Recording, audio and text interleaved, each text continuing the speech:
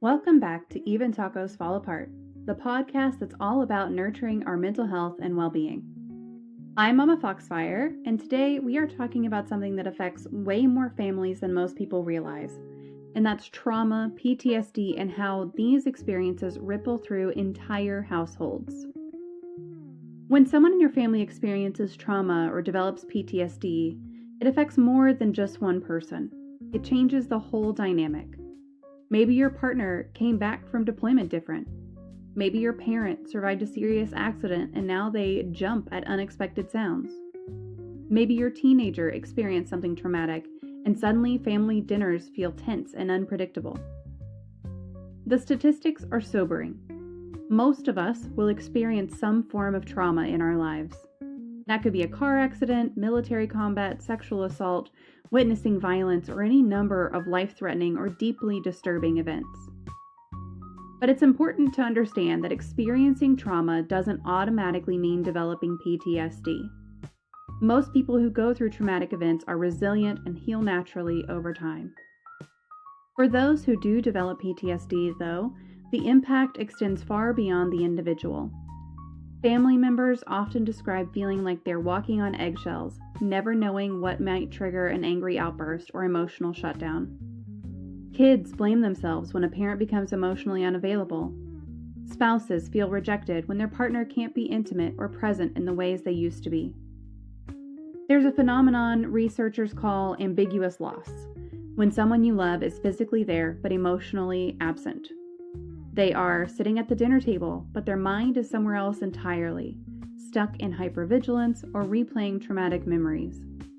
For families, this can feel devastating and confusing. The children in these situations often become invisible. About 1 in 5 kids live with a parent who has mental illness or PTSD, yet our healthcare system barely acknowledges their existence. These kids are at higher risk for developing their own mental health challenges, but we are not consistently offering them support or even asking how they're doing. What makes this even more challenging is that many of the behaviors that come with trauma responses can look like personality flaws if you don't understand what's happening. The emotional numbing that helps someone survive a crisis doesn't just switch off when they come home. The irritability and hypervigilance that kept them alive in dangerous situations can make home life feel unsafe for everyone else. But there's hope in all of this. PTSD is treatable, not just manageable, actually treatable, to the point where people can stop meeting the criteria for the diagnosis entirely. We have evidence-based therapies that work. The stigma around seeking help is decreasing, and families can learn specific ways to support their loved ones without losing themselves in the process. The conversation I'm about to share with you addresses the hard questions. How do you support someone with PTSD without enabling avoidance? When should families seek their own therapy? What's the difference between trauma and PTSD? How do you explain to children what's happening with their parent? And critically, how do you maintain your own well-being when someone you love is struggling? My guest today is Dr. Michelle Sherman, a licensed clinical psychologist who spent nearly 2 decades working in the VA system. She has dedicated her career to understanding how trauma and mental illness affect entire families, not just the diagnosed individual. She's written multiple books on this topic, and her approach is refreshingly practical and hopeful. This conversation gets real about the messy, complicated dynamics that trauma creates in families, but it also offers concrete strategies and genuine hope for healing. Because while trauma can be life-impacting, it doesn't have to be life-defining. So let's jump into this important conversation about trauma, PTSD, and families.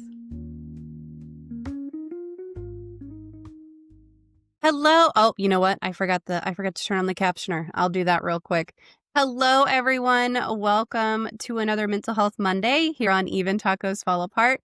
There are the captions. We've got them turned on now. I am so glad that you are here. I'm so glad that you are present. And as always, if you have any questions, feel free to pop them into the chat. We do have a question queue open. Our topic tonight is going to be about PTSD, trauma, and families. So if you have any questions related to that or any questions in general, feel free to pop those into the chat wherever you are watching tonight, and we'll make sure to get them addressed while we are here live. And I am here live today talking with Dr. Michelle Sherman. She is a licensed clinical psychologist, researcher, author, and all around champion for families navigating mental illness and trauma. She has spent her career supporting families of adults living with mental illness or PTSD, including nearly 2 decades in the VA system. She has also been a professor at the University of Oklahoma and the University of Minnesota medical schools. She is she is board certified in couple and family psychology, a fellow of the American Psychological Association, and currently serves as editor-in-chief of Couple and Family Psychology. And in 2022, she was named Family Psychologist of the Year. On top of all of that, as if it was not already enough, she has co-authored several books with her mom for families who love someone living with PTSD or mental illness. We are talking about, as I mentioned, trauma, PTSD, and how these things can impact not just individuals, but entire families and how healing can happen together. So, Dr. Sherman, thank you so much for joining today. I am excited for this conversation. I think it's going to be fantastic, but mostly just thank you for taking the time out.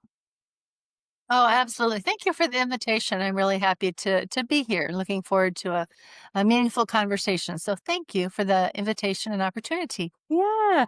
I'm going to go ahead and share your socials for folks. If y'all want to go through and connect with Dr. Sherman, feel free to pop over here. I've got website, Instagram, LinkedIn, Facebook, any of those.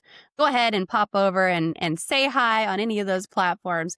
We already have a couple of questions in the question queue, so I'm going to go ahead and go through those really quickly. The first one is, do you have any crafts that you do? And that is by Crochet by Rose. Oh, I definitely do. I enjoy a number of hobbies. Um, I have actually really in the past enjoyed doing jigsaw puzzles. I've not done those in a while, but I really enjoy doing that.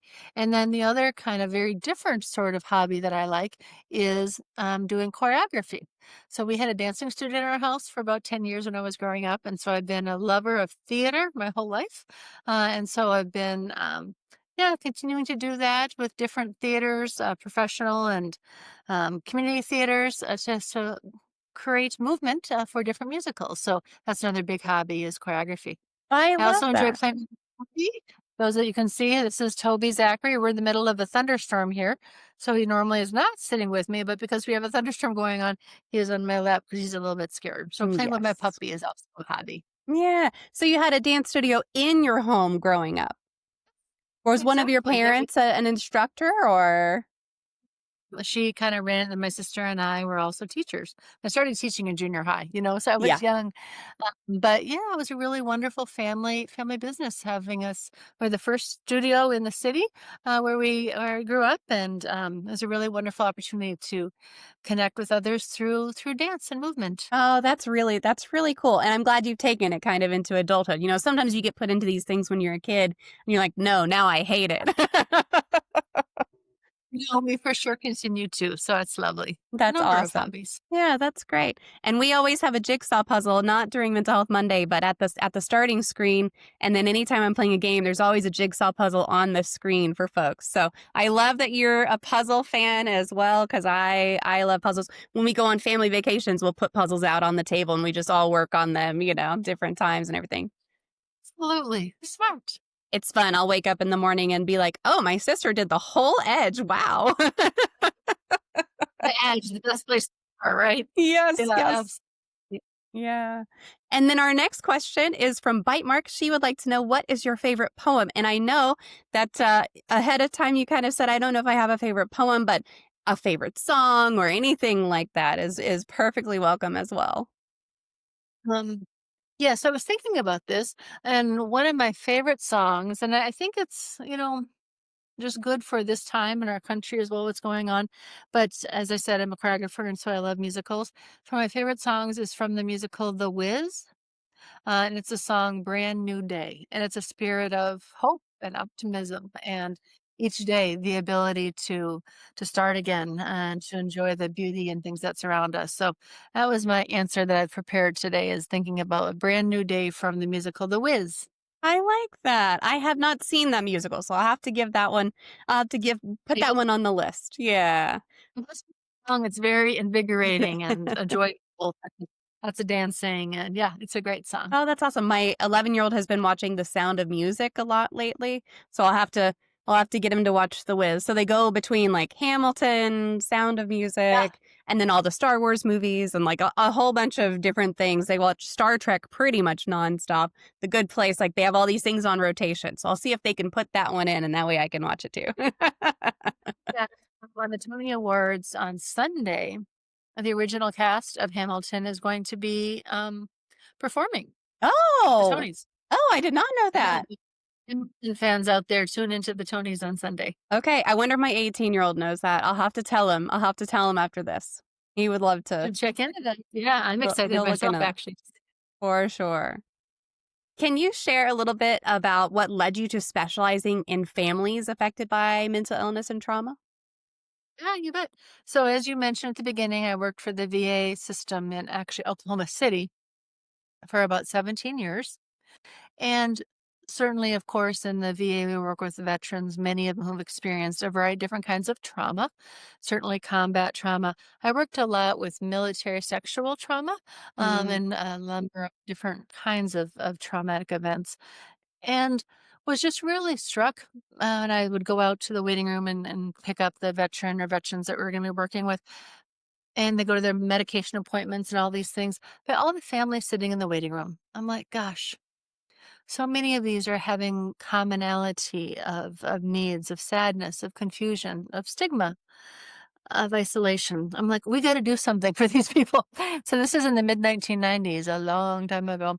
I wrote my very first little grant and was able to get a very small amount of money and started creating family education programs in the VA at that time to support families, not the veterans, but the families who lost a veteran living with mental illness or PTSD. And that's kind of how it began.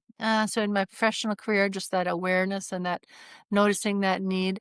And then frankly, in my own personal life as well, I have a lot of family history of mental illness, PTSD. And so, although I don't talk specifically about those individuals, that certainly is part of my motivation and my drive to continue this important work because of the people that I love in my own role as caregiver in different ways. yeah, you saw the need and found a way to fill it. And then from your own personal experience, kind of let that Exactly. color your path as well. I think that's fantastic. Now, I was talking when I was doing your bio, even as I was saying it, I was like, that is a lot. So, how do you balance your work and your writing and your speaking and your volunteering and your hobbies and also taking care of your own well being? Yeah, something that's super important to me that we've not mentioned yet is physical activity, so exercise. That is a huge part of my physical and emotional well-being. So I keep that as a real priority. And then I'm a calendar gal. I put everything in my calendar and schedule and this and that. And so I intentionally schedule in fun, walks with friends or time with family or playing with my puppy or things like that. And so it is a juggling hat. But and I'll cite research occasionally because I'm kind of a nerd. Love it. But research tells us that we do better when we have a variety of activities. It's a protective factor for our health. So if I just sat and did therapy all day long every day, which I couldn't, it's a greater risk for burnout. Mm. And so for me, actually, it's helpful to have a variety of different activities to keep me engaged and stimulated and not burned out. So, yeah, it's keeping my own self care as a priority. I stop working for sure every night by like 9 p.m. It's my wind down time. I take a bath, I read, I relax, go on walks, and so really that balance of time for self care and play and family and friends. Yeah, to balance some of the heavy stuff that my professional life involves. Yeah. I always when I open my calendar, it gives me a lot of stress. So it's nice if something pops up on my calendar. Like yesterday, we went to the Oddities and Curiosities Expo in Dallas, and it's like that popped up on my calendar, and I was like, okay, great. This is something that I'm going to enjoy, something I want to do instead of you know jujitsu at 4:30 on Monday night. So then I have to manage the 11-year-old to get him ready and get him off to it, and it's like that's fine. It's great. It's needed. It's on my calendar because it has Right, to be there. But it's nice when it's something that you're looking forward to and something that exactly, you get some peace out of. That's great. exactly. You mentioned The Wiz already. Is there a movie you think more people should take the time to watch? Oh, Hamilton is pretty darn good. The True. Hamilton movie. There's the Hamilton movie. Mhm. I did just see in the theater, of course, Wicked. I really enjoyed the movie musical of Wicked, and can't wait to the second one that's coming out. I really like musicals, so I think that affects the movies that I like. Yeah. Um, those are a couple of recent ones that I especially liked. Yeah.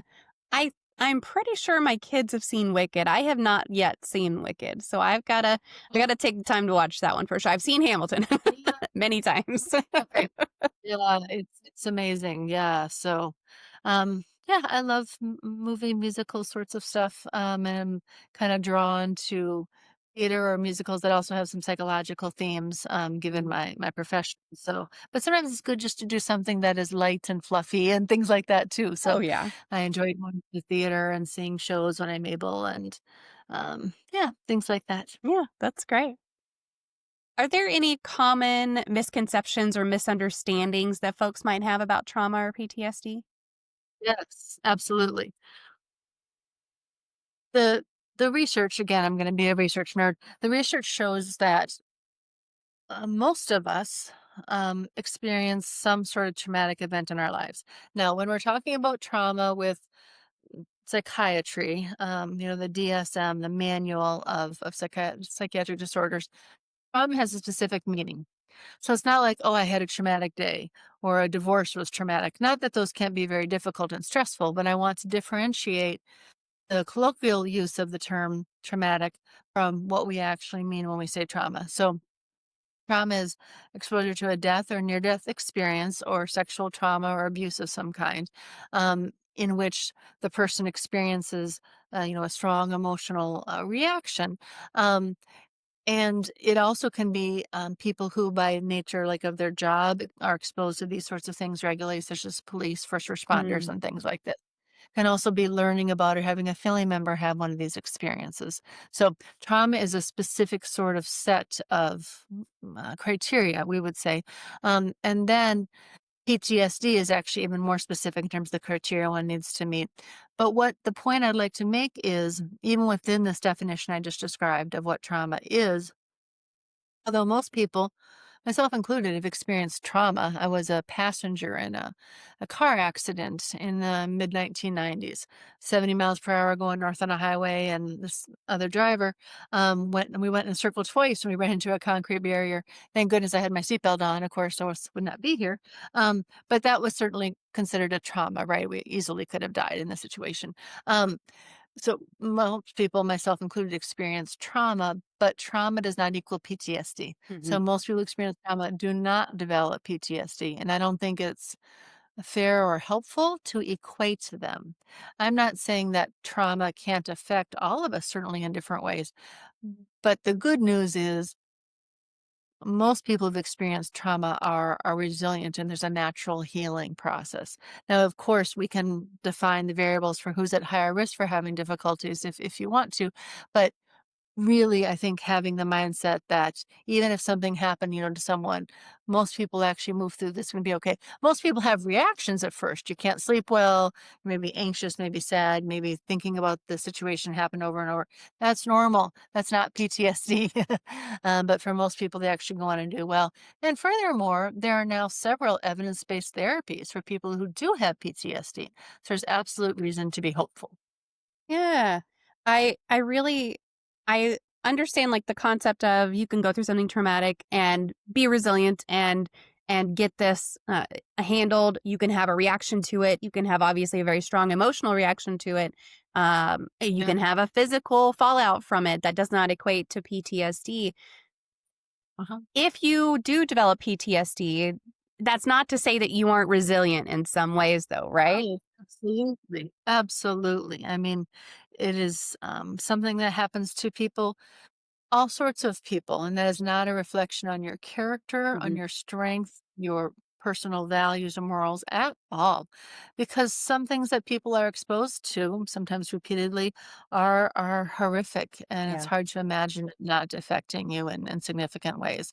So it is in no way, shape, or form a reflection of strength, of faith, of conviction, of beliefs, of personality, of any of those sorts of things. Absolutely not. Thank you for saying that. Yeah. That's super, super important. Yeah, absolutely.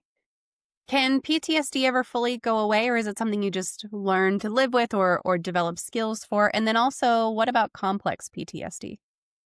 Yeah. So PTSD absolutely can be cured. Yes. Which is really good news. I used to not say that. I've been teaching this for literally about 30 years. We used to say there really wasn't, that you just kind of something you live with and learn skills. That's no longer the case. Yes, there are evidence-based therapies and more even being developed that, according to guidelines, this isn't just Michelle Sherman's opinion. I mean, I'll tell you when I give my opinion, but I'm talking about research. Actually, the newest iteration of the national guidelines for the treatment of PTSD just emerged, the newest iteration. It tells us what are have the strongest evidence, what have questionable evidence, et cetera, et cetera. And there are several and growing number of really evidence-based treatments that many people get to the point that they do not meet criteria for PTSD anymore. So to me, that's kind of a cure. So yes, it absolutely is treatable.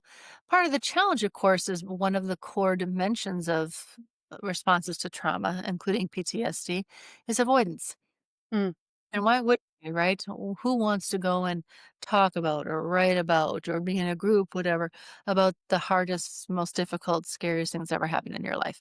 And so getting someone to engage with and stick with treatment can be challenging. yeah. And so there's actually some even more recent research looking at some therapies that are more acceptable, lower dropout rates and things of this nature that can be apps more palatable to some people. But it's a huge thing to be able to engage and keep people in treatment because treatment can be hard. Yeah. With respect to your second question about complex PTSD, can that be treated or cured? Same thing, same answer. Yeah. Yes, absolutely. It's a newer variant or way of talking about people experiencing numerous abusive experiences or environment, oftentimes growing up, and that is also very, very treatable. Yeah. We've got a couple of questions in the chat that I want to make sure that we cover here. So Rose says, have you seen a family or families that just didn't give a flip about someone's trauma or didn't believe the person? I ask because I don't have a person in my family who believes my trauma, and I don't know how someone can say they don't believe it. So I'll let you address that one. Yeah, super invalidating. Mhm. Super hard to be questioned about the honesty of what you experienced or the impact of that. Um, that would make a really hard environment in which to heal. To have people not even acknowledging or validating that what you experienced. Have I seen that? Yeah, certainly. It's very sad, and at times that can be helped by. Usually, what I do in that situation as a psychologist is I help the client, whoever it would be, um, help them explain to their family member rather than me as the doctor coming in say X, Y, and Z. I want to empower them as the person in their family or a relationship to help them talk about the experience. Sometimes it works, sometimes it doesn't. Mm, And if it doesn't, I encourage people to stop trying and find other people with whom to heal. Trauma, some people say, is often relational, and healing can often be relational. And so if one stays within an invalidating or toxic environment, that can make healing harder. And so, yeah, it's very sad when that happens. Now, let's just acknowledge that loving someone with a mental illness or PTSD can also be very hard. And so, it is not unusual for them to have lots of feelings, for families, spouses, partners, friends, whomever else, to have lots of feelings. And so, I need to acknowledge that their journey is also one that can often be challenging.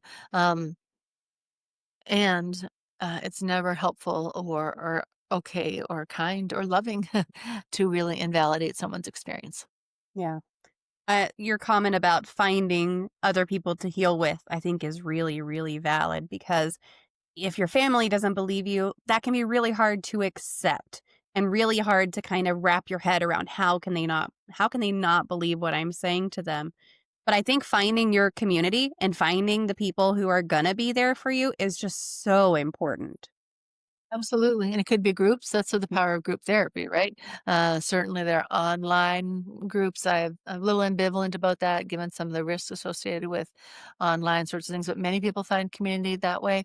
A therapist, all sorts of ways of connecting with other people who have experienced something similar can be incredibly powerful. Yeah. Absolutely. And this next question comes from Bite Mark. She says, are you familiar with the studies about Tetris as a preventative for PTSD development and also as a positive addition to treatment for existing PTSD? That's awesome. I've heard of it actually. I've personally not done this research in this area, but there are so many interesting modes and ways of treating people with avatars. Okay, with video games, certainly used for ADHD and things like that as a way of helping cope with some of the symptoms. So yes, I've heard. I'm not an expert in it, however, but I mean certainly cannabis, other sorts of stimulants and things are being used in terms of different treatments. There are a whole wide variety of approaches people are using to see what can be helpful for people. Hmm. Equine therapy, list goes on and on, a lot of different options. Tetris was a new one. Tetris was a new one for me. I haven't heard of it in that context, but Like, that's fantastic. yeah, I've heard of video games. Hmm. Absolutely. Not specific to interest, but yeah, awesome. Yeah. I don't think it's on that list I just told you of evidence-based therapy. So, but who knows? Oh. And by the way, I love the question about prevention. I'm such a fan of prevention. If there are things we can do to support people, for example, before they deploy or before, Mm. police officers, first responders, who by definition are probably having repeated exposure to trauma. If there are ways that we can bolster or protect them and their well being, I'm a huge fan. Yeah, that's great. And I don't hear that talked about very often, the prevention No, piece. no, it's not. No, I know. Yeah. You worked in a lot of different spaces, the VA, academia, private practice. What have you seen stay consistent across those settings when it comes to trauma and maybe family impact as well? Yeah. Think back, honestly, even way back to college. This was a long time ago, but I went to University of Notre Dame and I started the first support group ever for college students that experience sexual trauma on this campus. And so I think back to my very early days. I was a little college student. I didn't have any degrees after my any experience in doing this, but I still remember some of the stories. Of course, I won't go into details of anyone's personal experience, but from that to my current day of working with people this week, to many many veterans I've served, there's um, this real sense of shame that many people have experienced Mm. trauma, experienced that I did something wrong, this sense of kind of othering, that somehow I'm hurt, I'm different, um, and this real difficulty with being in the present moment due to the preoccupation with the event, the re-experiencing, and this sense of aloneness only perpetuated by the avoidance, which, as I mentioned a couple minutes ago, is such a symptom. And it can be avoidance of people, places, things. It can also be avoidance of emotions. So Mhm. this avoidance can get played out in lots of different ways, avoidance of intimacy of all kinds. And so as I think again, way back from college in, the early 1990s to my current work and in between, some of these themes, some of these experiences of really feeling alone, as well as the power of community, as you said a couple minutes ago. I mean, gosh, the VA I worked with, they had very large support groups for veterans that come. They drive hours, to come every week Oh, to this wow. group. Some were chaplains, some were led by psychologists. Huge sense of that sense of being in the same room and feeling comfortable being in the same room with other people who have experienced similar experiences. The power of these women in the sexual trauma group that I talked about, the power of NAMI, the National Anthem Mental Illness, of people who love someone with a mental illness or history of trauma. The sense of community is key. And among the family members, I think at first it's often a great deal of sadness, and pain and sympathy for them. And at times then when family members may feel rejected, distanced, why are you talking to other veterans more than me? Oh. Why are you going and telling your therapist stuff that you aren't telling me? After all, I'm your Oh. wife or your mom or whatever else. That sense of feeling sometimes that your loved one, the one who's experienced trauma, is there but not there. Mhm. And so oftentimes the loneliness the confusion, the personalizing that often these family members think, well, do you not love me anymore? Do you not think I'm pretty? Why do you not want to be close to me? All these sorts of things that family members can really struggle with knowing how to connect with and support their loved ones experience trauma. So again, these are really broad generalizations, but those are some of the first ideas that come to mind in terms of the commonalities of the trauma survivors as well as the family members. Yeah. Is there anything you've had quite a career. Is there anything that's changed since you first started working with families Yes. and Yes, PTSD? I do think that some of the stigma surrounding PTSD is starting to go down, Excellent. which I really see as a good thing. I actually don't have data to back that up. I do have data for national surveys of depression.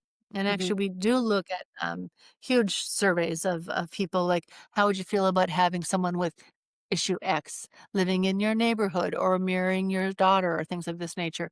And we actually do see improvements in public attitudes towards things like depression, which is great.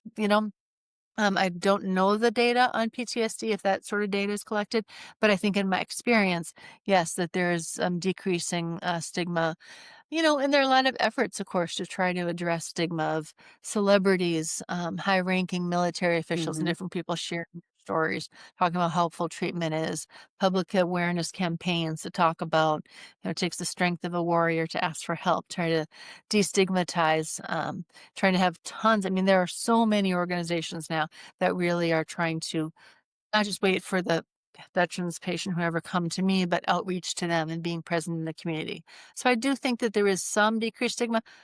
Not it's all gone, of course, but I am a little bit hopeful, and I think that is a positive trend. Plus the emergence of more and more effective treatments. Yeah. I mean, that's something absolutely to be happy about and hopeful Absolutely. about. Yeah. Yeah, you're not just trying to hide it, you're trying to treat it and trying to find new ways to do so, and that means it's getting the right kind of Exactly. attention. And there might not be studies that specifically ask about PTSD, but I think your observations of what you have seen are still very powerful just with what you've observed. I think that that's still totally valid, so Yeah. Well, thank you. for someone who's living with PTSD or trauma related symptoms, what kinds of support from family are most helpful? And is there anything that is unhelpful, even if it's well intended? That's a great question. And I'm gonna make generalizations here, at the risk of, saying things that aren't helpful because it really depends on the person. It really depends on the That's trauma fair. survivors. Yeah. Some, for example, may really want to be physically touched. Mhm. Some may find physical touch aversive and don't get next to me. Like, we can say some things, like, for example, if someone's experiencing a flashback in which they actually really feel that they are fill in the blank happening again, it's generally good not to touch them Yeah. because they can be reactive. I think of one of the first veterans that I saw in my office who was having a very, very intense, very vivid flashback in front of my very eyes. And I was kind of coaching the family member what to do and what to say and how to be helpful. So there are some things like don't touch someone in the middle of a flashback. But overall, what I try to do, be it in a family therapy, a couple therapy, is empower the trauma survivor to tell their family members what they want. That can change over time. Mhm. Some people may want help like anticipating anniversary dates, like the date of the event that happened. Or, for example, a lot of people struggle with 4th of July, Mm. the fireworks noise and things like that. So help me think about how we can handle them. Help me think, trauma survivor talking to families, what can we say to the relatives about why I'm not going to come to the family reunion with too many people and my social anxiety and things. So asking them for things that they can help you with. I think asking families to respect my boundaries. If I don't wanna talk about something, don't take it personally. This is something that I'm struggling with, I'm getting my own help or whatever else. And so often depression and often substance misuse, but we'll just talk about depression for the moment. Depression is comorbid, it goes along with Mhm. PTSD. Depression is so often social withdrawal and avoidance again of these people, which can only make the depression worse, right? And so I encourage family members, if you are saying, hey, we're gonna go take the dog on a walk, we're gonna whatever, and they say no, keep asking. Mhm. Yeah, unless they tell you stop asking, keep reaching out.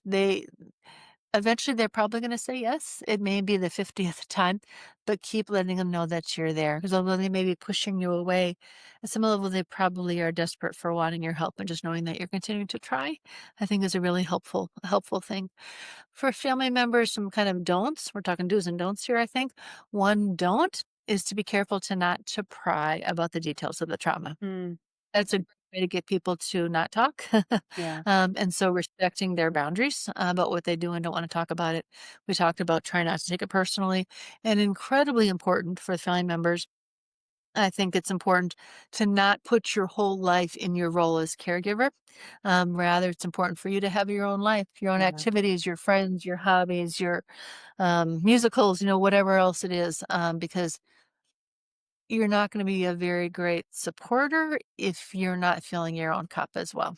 So taking that time to do your own self-care, your own hobby, maybe your own therapy, all these other sorts of your church, whatever it may be, to get support for yourself, while you're supporting the loved one is incredibly important. Yeah. I really think that we've definitely talked about caregiver and just making sure that you are taking care of yourself before. We've done entire interviews on just that subject. Like it's really, really important because you can just go Huge, and it's kind of that role of like, you can be a caregiver for so many reasons, and a lot of people don't really recognize that, oh, you're in a trauma survivor's life, you are a caregiver for that person. right. And it can be hard to recognize that, I think, but it's critically important to always take care of yourself as well. Whether you're a Absolutely. caregiver because you have kids, you're a caregiver because you're caring for a parent, you're a caregiver because you're caring for someone who's been through something traumatic, whatever the reason is, you got to Absolutely. make sure you take care of Essential. yourself. Yeah. Absolutely. I love this comment. No PTSD for me, but I know that sometimes a party is going to be too much for me, but being invited still means a lot. And I have No, Yeah, I've got several folks who I reach out to regularly and I'm like, "Hey, do you want to go do this?" And I know because they've commented and said like, "I love that you always ask. I love that you are always reaching out and saying, "Hey, do you want to go do this?" Even though I always say no, because them saying no, I don't take it personally. Like I'm a mom. I understand busy schedules. I get it. Everyone has their own busy schedule whether they have kids or not. And so it's like just reaching out and saying like, "Hey, do you wanna go do this? Do you wanna do that?" It really means a lot to some people. absolutely. Totally, totally agree. Keep asking. Keep Yes. asking. Yeah. How can trauma show up in family dynamics or communication, maybe without people even realizing that is what's happening? Yeah. One of the criteria for PTSD, not experienced by all, of course, but for some people, can be this increased level of tension and irritability, at times having anger outbursts and things like this. This can really impact relationships, be it parent child relationships, be it intimate partner, etc. And so the family members surrounding the person can just kind of feel like they're walking on eggshells and never quite know when something might set the person off. They can take it personally. It can impact all sorts of comfort and connection in the home and communication if you're never quite sure what may set them off. So absolutely that symptom can be a significant one to impact relationships. Certainly there's research showing increased risks of family violence, in which there's a individual living with a PTSD. So, again, certainly there's one component. I would also like to note what I think is equally impactful, but perhaps not written about in the newspaper as much, is the emotional numbing. Mm, Okay, when experiences trauma, again, I'll use combat example because I work with vets a lot. But let's say that they're, in the battlefield and things like that, and one of their buddies is injured or killed or something. For them to continue doing their work, to continue to fight and protect, they often need to kind of numb themselves out. And so their feelings, they have to keep going. I can't mourn the loss of my loved one my friend who uh, just passed or was just hurt. I need to kind of keep going, sort of stuff. So that emotional numbing can be adaptive, can be mm. functional in times of crisis. or you come home or you reintegrate or whatever else, and you can't necessarily turn that right back on again. It's not something that's just like a switch that you just can flip on. So at times that emotional numbing, that emotional unavailability, alternating with an angry outburst can be really hard. Mm. We talk about this concept that you may have talked about in some of your other calls of ambiguous loss.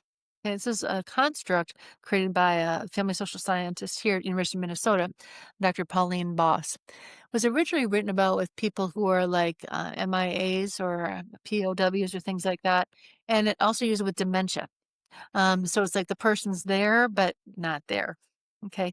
Similar times has been described with PTSD. Yes, my husband is here. He's in the house, but he is, not with us here. He's thinking, he's preoccupied, he's tense, he's hypervigilant, looking around, responding to sounds and things like this, this difficulty being present. And in my experience, this emotional numbing or emotional unavailability, which can be experienced by families as this ambiguous loss, can be just as impactful as the angry outbursts. The trauma survivor can't get on the ground with the little ones and play Legos because the sounds or someone behind me, or you're going to jump up on me or things like this is just too upsetting. And so this need to kind of protect oneself and withdrawing emotionally and or physically can really impact family dynamics in significant ways. And the rest of the family, again, taking it personally, wondering what they did wrong, wondering if they're when they're going to upset them again, and working really hard to be the perfect kid or the perfect partner so as not to upset them. It's pretty exhausting, and doesn't allow for a lot of emotional safety or connection or comfort in communicating. Yeah. Yeah, it's a difficult it just causes a difficult dynamic. And it's a change. Yeah, It's not what you're used to. And it's not something that you were necessarily involved in, so it doesn't make sense to you either. absolutely. Yeah. Yeah. For some people, they meet their trauma survivor many years after they've had the traumas. This is kind of how they always are. But for some people that the relationship is happening, then they have the traumatic Mhm. event, then their relationship impacts. So it kind of depends developmentally on where it is or what it is. Yeah. But the other thing, of course, just to again be real and not trying to be a downer, but people with PTSD are at higher risk for experiencing more traumatic events too. It's Mm. just sad, but it's the reality.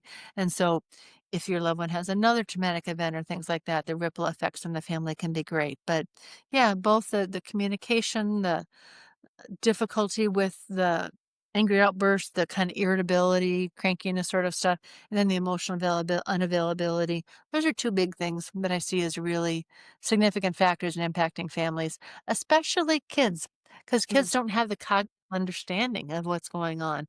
And again, they take it personally. It's like, oh, maybe if I only got a B on my test, if I only didn't clean up my room well enough, or all this sort of stuff of kids wondering what they did wrong. Yeah. Yeah, that's difficult.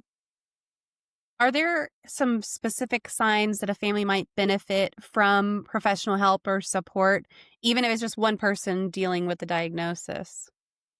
Uh-huh. Yeah. I really think it's helpful for family members to get help themselves, even if their person with the trauma chooses not to. Mhm. Because for all the issues we've been talking about tonight, it may be really confusing. Now, of course, it's preferable to maybe either have couples or family therapy in which a skilled external therapist can help the whole family talk about these sorts of things and come together in that. Even if that's not possible, go and get education yourself, go and learn, go and read, go to support groups, go to NAMI groups again for mental illness.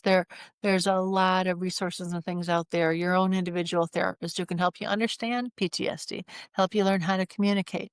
There are books, there are resources. So absolutely, if you're really not sure how best to support your loved one, if you are confused and uncertain about the relationship, if you're worried about your loved one's temper or anger or things like that, if you're not sure how to talk to your kids about your loved Mhm. one's trauma and PTSD, there are all sorts of good reasons to think about seeking out professional help for yourself. Yeah. And I'll add in there, we've talked about this before, but like therapy most likely isn't going to hurt anything. So of course, some people have bad experiences in therapy, and there are exceptions to everything. But in general, if you have a question that you're not sure about, or you have something that's a little bit worrying, doesn't hurt to go to therapy and get that professional opinion, Absolutely. professional support, kind of that professional guidance. It doesn't hurt. Exactly, exactly, but find someone that's good, find someone you Yes. connect with. There's unfortunately a lot of people who they don't have the training or experience, or you just don't connect with them. Yeah. You're not a bad therapist, you're not a bad client, it's just not a good connection, so find someone you connect with. Yeah. I've talked about my first experience in therapy before, which was not a positive one. And I stopped going to therapy for many years because of that. I went to like 5 sessions, and all she did was kind of give me like worksheets and never really talked about anything deeper. And I was just like, I don't just want homework. This is not for me. I didn't feel like she was listening. I didn't feel heard. I didn't feel understood. And I am so glad when I went back to therapy, I really did a lot of research on therapists because I was like, I don't want to repeat experience, but I've been through some shit in my life and I really got to get some help with this. And I absolutely loved my therapist that I went to Oh, then because it was just we did have that connection, not like a deep personal connection or anything, but just the connection of communication, and our styles were absolutely. very similar, and it made like night and day difference. Yeah. Fan of homework and worksheets and things, but that in of itself Yes. is not therapy. You know, Agree. Agree. if these baby therapists are, it's like, "Okay, we're on chapter 2 now," and, like, the client is like, "Oh, hello, I'm over here. Did you pay attention to me?" Yes. So, yeah, yeah, you gotta find someone that you click with, and good for you for going back, because Yeah. you could think, "Oh, that therapy, that's not for me," Yeah. but that you try again. That takes a lot of strength and perseverance for your own wellness. Yeah.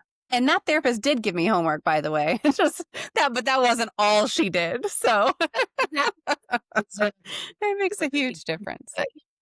absolutely. Now, you co-write books with your mom for families who love someone living with mental illness or PTSD. What inspired you to do that? And what kind of feedback have you gotten from folks?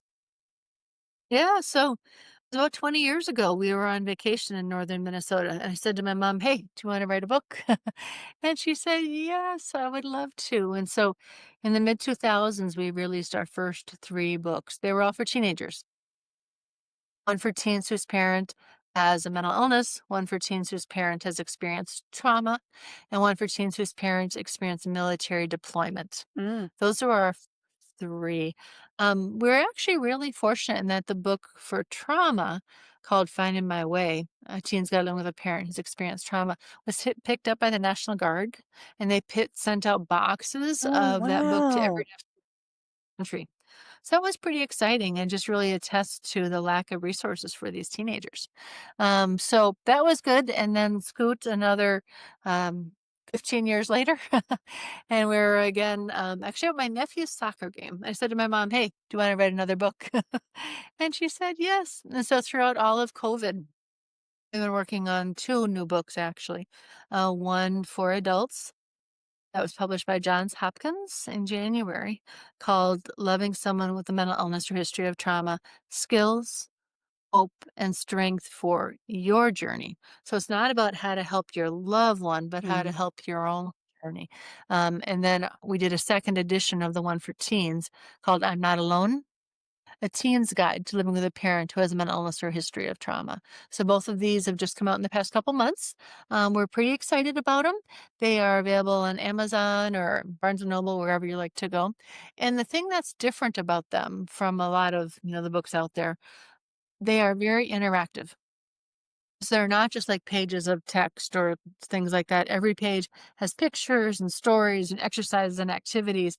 We had many, many, many, many teens, adults, teachers, mental health professionals, people with lived experience, families with lived experience review and give us input and things. So they're really a community effort. We had a cultural sensitivity reviewer. We had tons of different people review and give us input.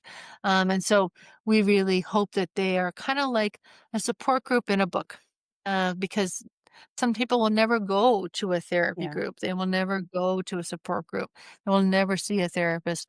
But hopefully, what I've learned in my 30 years of doing therapy, I kind of put those skills into a book format that people can kind of learn and use that way. So thus far, it's been a really positive response to both of them. Again, the second edition, the one for teenagers, to the best of our knowledge, is the only nonfiction book out there for teenagers. And so actually we've had some kind of neat feedback, largely international. Some psychiatric units in Iceland are using this teen book, and Wow. they are Icelandic. Some people in Canada are using it. Some people in the United Kingdom.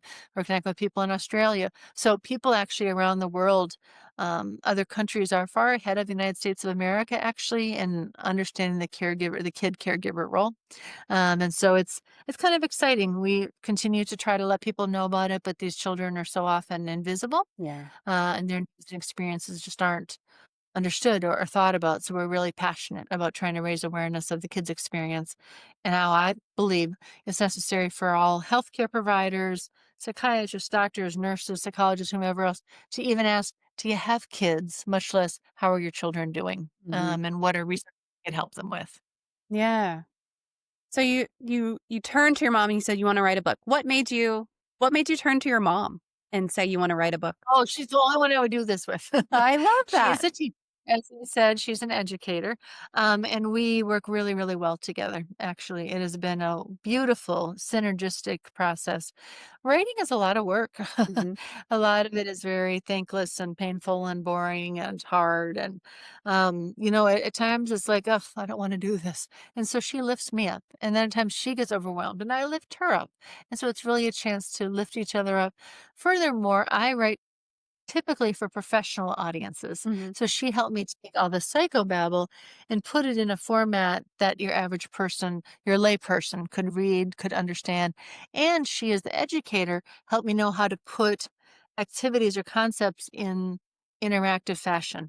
So it's not just like, here are the symptoms of this, but it's like, okay, what do you relate to? What might be thinking and feeling, and how are you coping? And so trying to really make it interactive in that way. So we drew on each other's strengths. We lifted each other up. We, again, worked all through COVID on these two books. And we also would take breaks to play with my puppy or to like do order in of a special restaurant food or, go on a walk or things like that to lift each other up. But it's been a beautiful mother-daughter experience. That's fantastic. That's really wonderful and something that I don't know that a lot of folks can say like I wouldn't write this book with anyone except for my mother. That's wonderful. And that It's just so the speaks to truth. your relationship, like the strength of your relationship. Lucky. We consider it a real blessing. We're really Yeah, grateful. absolutely. There's some echoes in the chat of I had a bad experience with a therapist also. Getting a new one was definitely the right choice. The next Um, therapist was great. I'm an advocate for having a therapist that you really click with or any other medical professional as well. Yeah. Yeah. Yes. yeah, Your GP and everything, like you should get along. You should get along with them. absolutely. They should be in your corner because that's what it's all about is having someone in your corner. So Absolutely. Absolutely. I agree. are there any daily practices or small changes you recommend for families who are trying to support someone with PTSD? Mhm. I think it's staying curious and being open to how you can show up for them in ways that are not triggering, that are not um, crossing boundaries, and showing up with love while simultaneously respecting their boundaries of what they do and don't want to talk about. And so I think it's that presence that we talk about in all relationships. That it's I'm here, I care about you, I support you, I'll help you through the rough days. I love you, these sorts of messages that you enact in different ways. It can be a text message, it can be a post-it, it can be getting their favorite ice cream at the grocery store. It's not always through words, but we show people that we love, that we care about in small, everyday ways, and be it a trauma survivor or not. That's what I do couples therapy many hours every day. And that idea of how can you continue to show up that I'm here for you, I love you, I care about you. And then we throw the trauma piece in there that I'm aware that this event or events have really impacted you and I'm on your team. I'm not the enemy. I'm here with you, helping you with the healing and going to walk through this journey with you. Those are such important messages that you act, that you live in lots of different ways. Yeah. The curiosity piece always gets me because that's something that I have tried to embrace is just the getting curious about things. And I think that also goes for just asking for clarifications too, because if Oh, you're yeah. not in an understanding place, get curious instead of getting upset. And there's a Absolutely. great this came up fairly recently, and so I'm probably repeating myself from that, but there's a great scene in Ted Lasso, which if you haven't seen Ted Lasso, wonderful show, fantastic. Great, great There's show. a I read. wonderful scene. Yeah, it's just so good. Every episode is just so good. But there's a great scene where they're in a bar and they're throwing darts, and the one guy is like really kind of showboating, and Ted Lasso, the main character, is like, I always used to think that bullies were just mean, and I wish that they would just kind of understand a little bit a different way, because when you get a little curious, you start asking questions about like, have you played darts? and he goes on to win, and it's just like, get a little curious about things, and if you're offended by something, or if you don't understand something, asking some clarifying questions can go such a long way, because it gives the other I person a totally agree. chance to be heard, and it gives you a chance to understand. So I Absolutely. love that. I do too. Ted Lasso, great show. Oh, Absolutely. it is so good. It took me a really long time to actually sit down and watch that show, and I'm not sure why, because it was recommended to me by so many people. And then whenever I finally did start watching it, I was just like, this is fantastic. I have clients quote it. I'm like, okay, I got to keep up with this. Know what they're Yeah. talking about. I Yeah, know. It's so good. it's very good. And if you haven't ever watched it and you don't know what it's about, the only thing I'll say is just like, make sure you have some tissues with you, because if you cry at stuff at all, Yeah. there's stuff to cry about. So Meet the scenes. Great messages. I agree. yes, yes.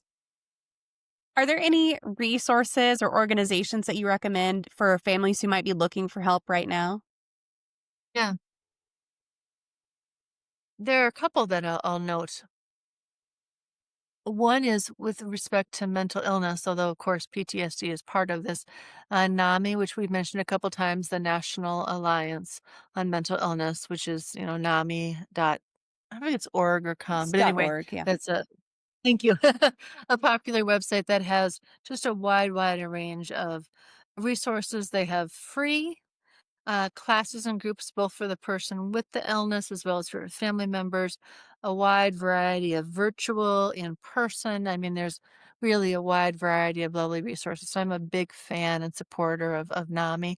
They actually have a specific subset called NAMI Homefront, which actually I was a consultant when they first created it, that's specifically for military.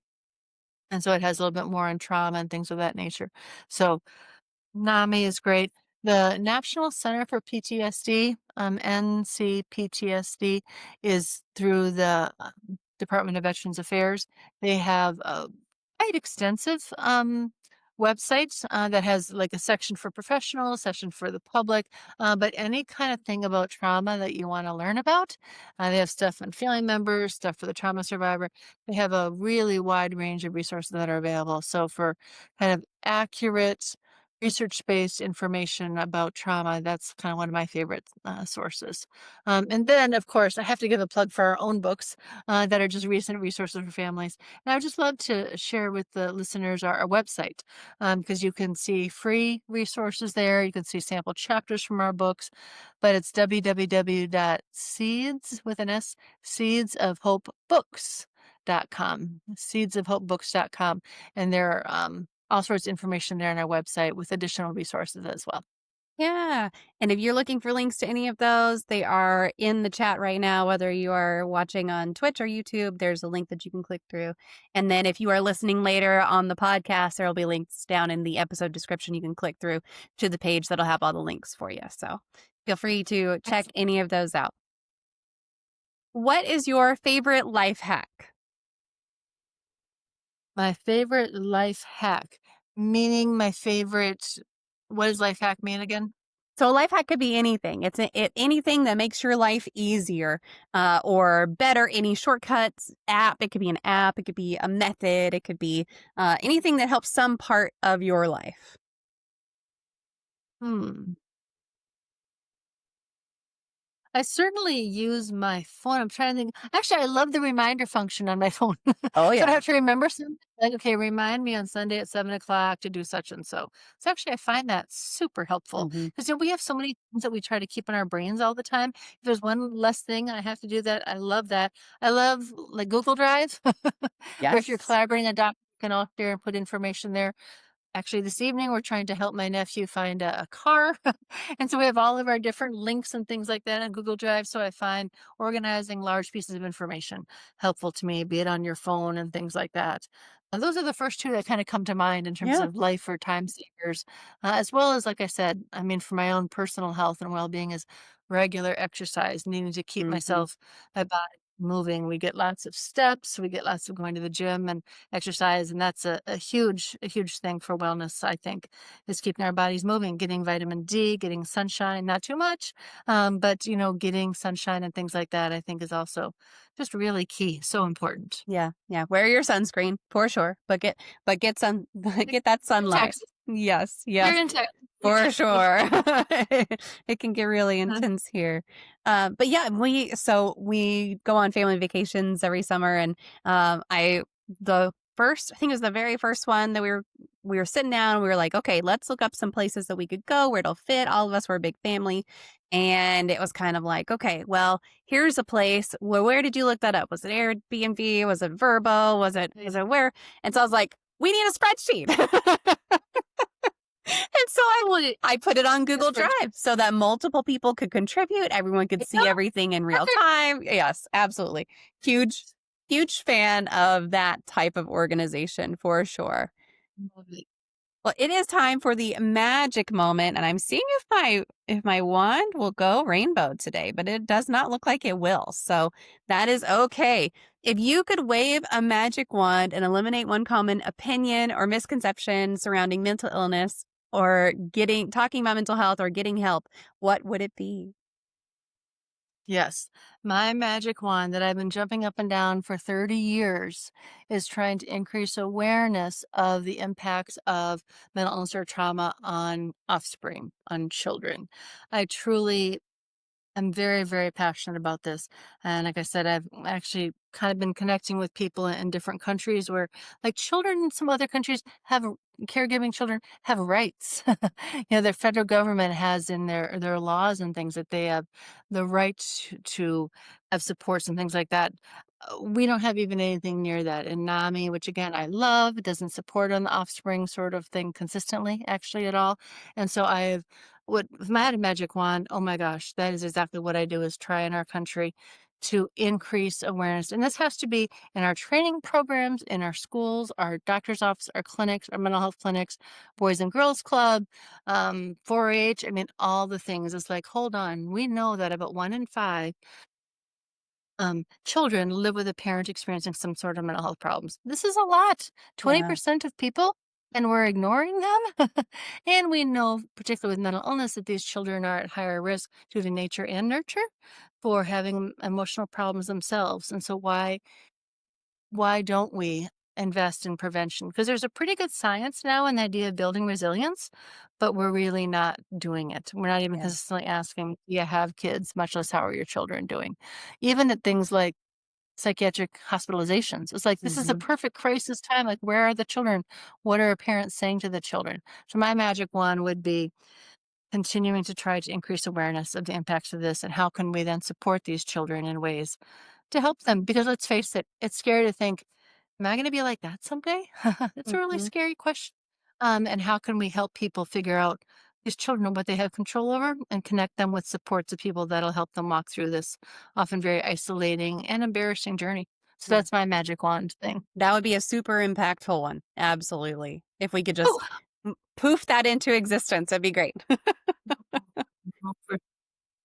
Well, we are coming towards the end here. So, folks who are here in chat, first of all, thank you for your engagement. And second, if you have any other questions, feel free to drop them in. Michelle, I'm going to share your website, Instagram, all the places that folks can find you one more time in the chat so that awesome. folks can click through. If you do click through, make sure that you like a couple of posts, make sure you comment on something. Just get that engagement. That's what really helps pages, really feeds that algorithm. So make sure that you do that. And then while I'm doing that, Michelle, if you have anything you want to share, anything we didn't get to touch on, I'll just hand the floor over to you for a little bit. Yeah, no, that was like you had great questions. I appreciate all the questions, and I just think the spirit of hope. That's what I guess I would like to conclude my final comment is the name of our company is Seeds of Hope Books because yes, trauma, mental illness, children. Yeah, these are very serious, intense things. But as I was saying with trauma and the same thing with mental illness, there's absolutely reason to be hopeful. There are treatments, there are therapies, there's ways in which we can kind of get the whole family involved and support them. And so these do not need to be, lifelong debilitating disorders. I believe strongly in the movement of recovery. There's a lot of peer support now, family peer support, individual peer support, group support. There are a lot of ways in which you don't have to go through this by yourself. And so reach out. Yes, trauma can absolutely be life impacting. And for example, my experience, I'll never forget that car accident. But as I said to so many veterans I served, yes, it can be life impacting, but does not need to be life defining. It Mm. doesn't need to be who you are, that I am PTSD, I am this, whatever else.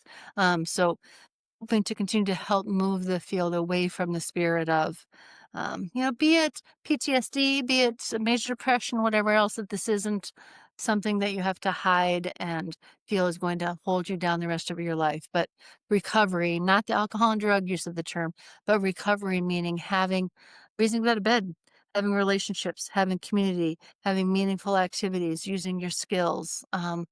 All these things are possible for everyone, even very, very severe cases of PTSD, schizophrenia, whatever. So I would like to leave with a spirit of hope, that really there's a lot of good reasons to be hopeful. That's beautiful. Well, thank you so much for your time today, Dr. Sherman. Bite Mark says, I just want to say thanks so much for being here. This was a fun and educational discussion, and I echo that this was a lovely discussion about a topic that needs more attention and doesn't always get the time dedicated to it. So I appreciate you giving us your time today and just spending this with us for a little bit.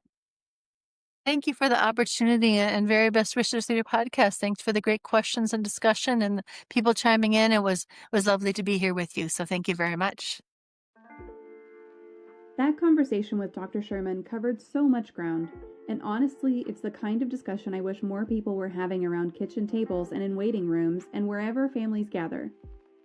One thing that really stuck with me is her point about keep asking. How many times have we stopped inviting someone because they kept saying no?